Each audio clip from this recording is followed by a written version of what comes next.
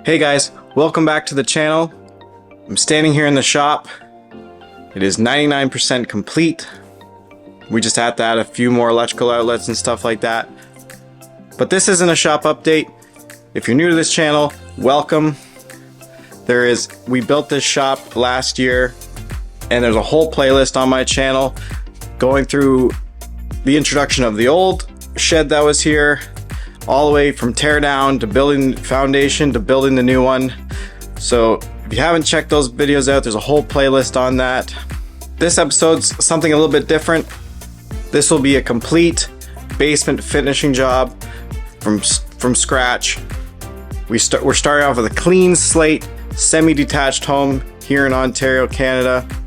Typically with renovation work, we have to tear out some old stuff, rework some old remodels, fix some stuff that's been messed around with. But today, in this project, we get to start with a clean concrete slate. Enjoy the episode. And then in this episode, we're going to introduce you to our newest project. Like I said, it's a semi-detached basement. It's a clean slate. I'm going to do a quick walkthrough. I'm going to just talk over this quick walkthrough here. It's about 17 feet wide by 36 feet long. It's got a sloped backyard on this property, so the back corner does have some pretty large windows, which is nice. This is just a typical builder's basement. It just had laundry hookups and the furnace and the water heater and like a laundry sink, and that's it. Typically we spend the first day demoing a project, getting rid of all the old crap that we don't need anymore, but luckily, like I said, we're starting with nothing. We're starting on a clean slate. So all we had to do is, first of all, we removed the washer and dryer and the deep freezer they had down there. This is a quick drawing of what the basement kind of looks like. And then beside it, I'll put what our plans are. We're gonna add one bedroom. We're gonna add a full bathroom. And a small laundry area off the furnace room. Storage underneath the stairs, which we're going to close in. These are just open construction stairs. We're going to add risers and completely cap this. Build a room underneath the steps for the deep freezer, so that's behind a door. We're going to put the laundry beside the furnace room, behind doors, so it can all be closed off. There'll be a little bit of a living area, room for a couch and a TV, stuff like that, and a nice usable space for these homeowners. First things first, we're going to map out where our rough-in plumbing goes. There's 2 stacks in this basement. There's one in the back corner, which kind of makes it the best spot for the bathroom, this back corner, because that's where the main plumbing stack is. So we're going to start off by breaking up the concrete, exposing the main drain of the house, and we'll start laying out our plumbing. Another piece of plumbing that we're going to put under the slab. The HVAC discharge off the furnace has a line that runs across the floor. We're going to bury that into the nearest and drill it into the nearest floor drain, so it's a nice clean look that we won't have to worry about that line. That line won't be in our way when we do the laundry room. We spent most of the first day busting up concrete, pulling all the gravel out, collecting in buckets, reworking the plumbing for our toilet, the shower, and the vanity, and burying that furnace line. Once we got our rough-in plumbing done, we could start laying our subfloor material. Now, what you could use, there's 2 different real methods for subfloors. There's a system called dry core. It's like a 2 foot by 2 foot square with the plastic feet on the bottom that allows airflow, and they're tongue and groove and they click all together. You can get that stuff from Home Depot. We like to use DMX AG foundation wrap. It comes in a big roll. You get just over 400 square feet on a roll for under $200, and we lay it out. This isn't a new method. It's something we've been doing for years. Instead of using the dry core 4 square foot little squares that cost about $2 a square foot, we lay out the roll of foundation wrap with the dimples in it. It creates that airflow state. It gives you that thermal break from the concrete floor and blocks the moisture. Then we cover it with 5/8 tongue and groove.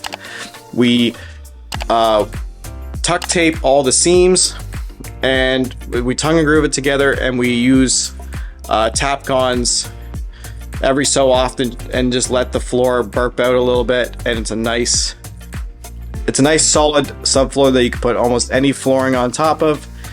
And price comparison, this basin's about 600 square feet. If we use the dry core, it would have cost us about 1,200 Canadian in materials. With this method, with the foundation wrap and the 5/8, it came out to about 850. You can be the judge whether labor works out different or whatever. You're putting a 4x8 sheet down at a time as opposed to 2x2s. But if you're in a space where you can't carry sheets into the basement, dry core works out better. Both methods of subfloor work great because if any moisture gets underneath it, there's airflow in the plastic feet or the dimples, and they help with airflow. It helps dry out any moisture that comes through the concrete. So if there's a minor amount of moisture down there, it's something that you won't even notice. It's plastic to the floor, so it won't rot or mold. And besides, if you got enough water to go above your subfloor, you've got bigger problems. Now that our plumbing's taken care of and we got our subfloor down everywhere except for the bathroom and the laundry area, which will be tiled, we pour a self-leveling concrete in the bathroom and the laundry room areas up to just under the bottom of our 5/8 OSB subfloor. While I'm on the topic of self-leveling cement, you might think you can just pour it out and it's just gonna self-level because that's what it's called. You can't rely on it doing the work by itself. Self-leveling cement, just like any other liquid, will have surface tension, and you need to break that surface tension to get it to level out nicely. The best method we found is to buy a cheap painter's cage from Dollarama or any other dollar store and put it on a pole, and with the empty cage, the metal spines, when you roll it through, will break the surface tension of the concrete, and it'll even out a lot faster. You could also use a trowel, but we find the roller cage on a pole works the best. Just another tip for you. Another quick tip: if you have plumbing coming out of your floor and you're going to pour concrete around it, just take a piece of metal HVAC pipe and create a sleeve around the plumbing coming out of your floor. So when you pour the concrete, this will act like a form.